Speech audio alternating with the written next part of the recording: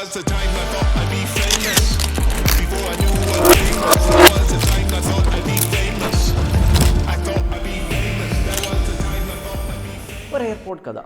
See guys, എനിക്ക് ആദ്യമേ പറയാനുള്ളത് ഈ സാധനമുള്ള ഈ എയർപോർട്ട് 12,000 രൂപയ്ക്ക് ഇത് വാല്യൂ ഫോർ മണിയാണെന്ന് ഞാൻ നിങ്ങളുടെ അടുത്ത് ഒന്ന് എക്സ്പ്ലെയിൻ ചെയ്യുവാണെങ്കിൽ ഒലക്കിട്ട് തന്നെ തലക്കടിച്ച് ഇത് ശരിക്കും വാല്യൂ ഫോർ മണിയല്ല. പക്ഷേ ഇതിനൊരു സ്പെസിഫിക് ചെറിയ എമൗണ്ട് ഓഫ് ആൾക്കാരുണ്ട് ഇതിനെ ഇപ്പോഴും ഭയങ്കരമായിട്ട് വാല്യൂ ചെയ്ത്. അതിനെക്കുറിച്ചാണ് ഞാൻ ഇന്ന് ഇവിടെ നിന്ന് പറയാൻ പോകുന്നത്. സിംപ്ലി സേയിങ്, ഈ ഒരു സാധനത്തിന് റിപ്ലേസ് ചെയ്യാൻ ഭയങ്കര പാടാണ്. കാരണം ഫസ്റ്റ് ഓഫ് ഓൾ എൻ്റെ യൂസർ കേസ് പറയാം, എനിക്ക് ബുള്ളറ്റ് അല്ലെ ചെവിൻ്റെ അകത്തോട്ടിരിക്കുന്ന ഇയർഫോൺസ് ഒട്ടുമേ പറ്റത്തില്ല.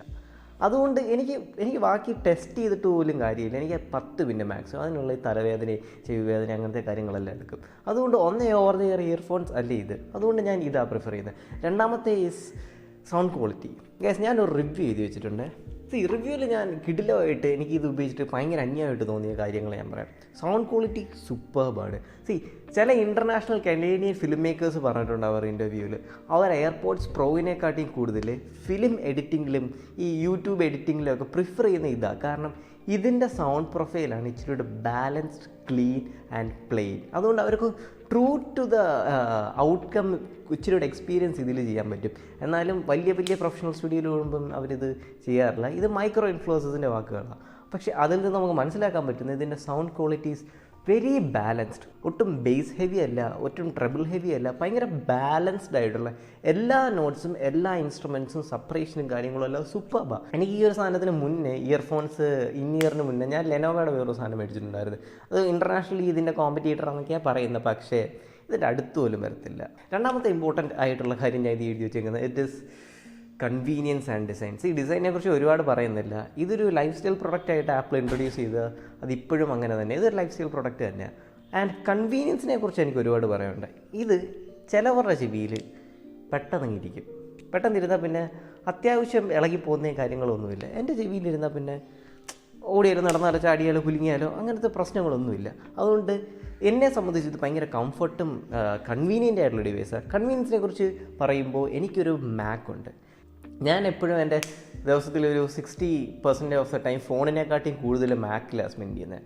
മാക്കിൽ സ്പെൻഡ് ചെയ്യുമ്പം എനിക്ക് ജസ്റ്റ് ഇത് തുറക്കുക, ചെവി വെക്കുക, ബാക്കിയെല്ലാം ഇറ്റ് ഈസ് ഓട്ടോമാറ്റിക്. അത് അതിൻ്റെതായ ഒരു ലീഗ് ഓഫ് കണക്ടിവിറ്റി ആപ്പിളിൻ്റെ H2 ചിപ്പോ H1 ചിപ്പോ അങ്ങനത്തെ ചിപ്പൊക്കെ ഉപയോഗിച്ച് ഇതിൻ്റെ കണക്ടിവിറ്റി iOS 2 അല്ലെ മാക് ഡിവൈസസിൽ ഭയങ്കര സൂപ്പർബാണ്. വേറൊരു സെനേരിയോ ഞാൻ കണ്ടത്, ഇപ്പോൾ എൻ്റെ ഫോണിൽ കണക്ട് ചെയ്ത് ഞാൻ കാറിൽ കയറി, എൻ്റെ ഫോണിൽ 2 കാറിൻ്റെ സ്പീക്കറും കണക്ട് ചെയ്യാം, ഇതും കണക്ട് ചെയ്യാം. സോ ഞാൻ ഇത് മിക്കവാറും ഒരു ചെവിയിൽ വെക്കും ചിലപ്പോൾ ഡ്രൈവ് ചെയ്യുമ്പോൾ. ഇറ്റ് ഈസ് നോട്ട് റെക്കമെൻഡഡ്, പക്ഷേ ചിലപ്പോൾ ഞാൻ വെക്കും ഇമ്പോർട്ടൻറ്റ് കോൾസ് ഒക്കെ ഉണ്ടെങ്കിൽ. അപ്പോൾ കാറിൽ സ്റ്റീരിയോയിൽ ഞാൻ പാട്ട് കേൾക്കുകയും ചെയ്യും. അതേസമയം കോൾ വരുമ്പോൾ എനിക്കിത് എടുക്കാൻ ജസ്റ്റ് ചെവിയിൽ 2 ടാപ്പ് മതി. അതൊക്കെ ഭയങ്കര കൺവീനിയൻറ്റ് ഫീച്ചേഴ്സാണ്.